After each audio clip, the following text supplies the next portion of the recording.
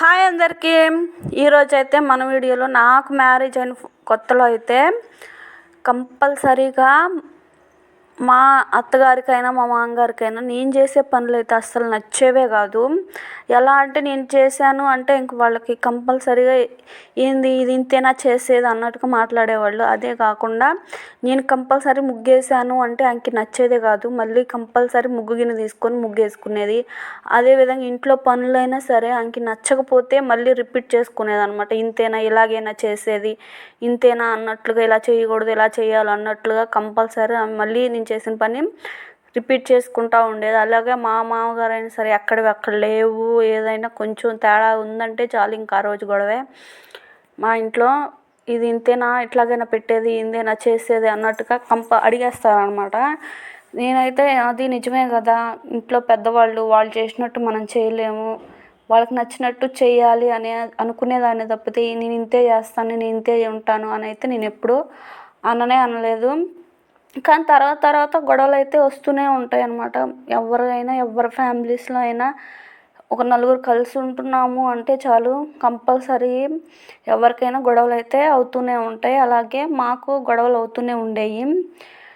ఎన్ని గొడవలైనా సరే నేను ఎప్పుడు కూడా మా పుట్టింట్లో అనేది నేను ఏ రోజు కూడా ఇలా గొడవ ఆడుకున్నాము, మా అత్త వాళ్ళతో కానీ మా మామగారితో కానీ ఇట్లా గొడవ అయిందని నేను ఏ రోజు ఇప్పటి వరకు కూడా చెప్పిందే లేదు. ఎందుకంటే మా నాన్న అయితే పర్టికులర్గా ఒకటే చెప్తారనమాట, ఎక్కడ విషయాలు అక్కడే వదిలేయాలి, అంతేగాని పుట్టింట్లో విషయాలు అత్తింట్లో విషయాలు పుట్టింట్లో ఎప్పటికీ చెప్పకూడదు, అది మంచి పద్ధతి కాదు, అది ఆడపిల్ల లక్షణం కానే కాదు అని అయితే మా డాడీ అయితే అదే చెప్తారు. మా అమ్మకైతే అసలు ఎదురు మాట్లాడితే నచ్చదు. పని వచ్చినా రాకపోయినా చేతనైన వరకు చెయ్యాలి కానీ ఎదురు మాట్లాడితే అసలు నచ్చదు. ఇంకా అలాంటప్పుడు వాళ్ళని చూస్తూ నేను పెరిగాను కాబట్టి ఇక్కడ వీళ్ళు కూడా అంతే కదా అన్న ఫీలింగ్లో నేను అట్లానే ఉండిపోయేదాన్ని. అంతేగాని నేను ఉండను, నేను వెళ్ళిపోతాను అనేసి నేను ఏ రోజు కూడా అనిందే లేదు. వాళ్ళతో గొడవ వచ్చినప్పుడు వాళ్ళతో గొడవ అయిన ప్రతిసారి సాయంత్రానికో లేదా కంపల్సరీ సాయంత్రానికి ఇంక నేనైతే డైలీ నా లైఫ్ స్టైల్ ఏంటంటే ఈవినింగ్ కానీ మార్నింగ్ కానీ ఇంట్లో వాళ్ళందరికీ పెట్టాకే నేను తింటాను. అలా అలవాటు అయిపోయింది అనమాట నాకు ఫస్ట్ నుంచి. ఇంక నేను సాయంత్రం వంట చేశాక అందరినీ అడిగి మరీ పెట్టడం నాకు అలవాటు. అట్లానే మా ఇంట్లో పద్ధతి అలానే ఉండిద్ది. కంపల్సరీ ఇంక ఈవినింగ్ గొడవ ఆడుకున్నా, ఇంక వాళ్ళతో మాట్లాడకుండా అలా ఉన్నా సరే సాయంత్రం అయితే అడిగి మరీ అన్నం పెట్టేదాన్ని. ఇంకా వాళ్ళకి కోపం పోయేది, నాకు ఇంకా మాట్లాడక తప్పదు వాళ్ళతోటి. ఒకే ఇంట్లో ఉన్నప్పుడు మాట్లాడకుండా పెద్దవాళ్ళతో అలా ఉండడం మంచిది కాదు, మళ్ళీ అది కూడా చెప్పించుకోవడం ఎందుకు అన్న ఒక ఆలోచనతో అయితే నేను అలానే ఉండేదాన్ని. నా బిహేవియర్ అంతే.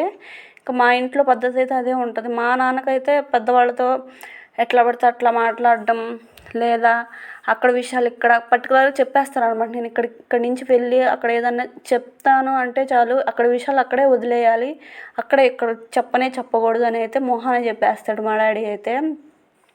అందుకని నేను ఏ రోజు కూడా ఇక్కడ విషయాలు అక్కడ అసలు నేను చెప్పిందే లేదు, చెప్పను కూడా. ఏమైనా గొడవలైనా కూడా అలాగే అలవాటు చేసేసుకున్నాను.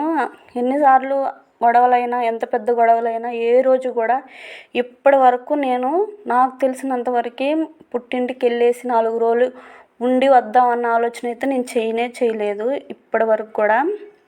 అండ్ నెక్స్ట్ వీడియోలో అయితే కలుద్దాం.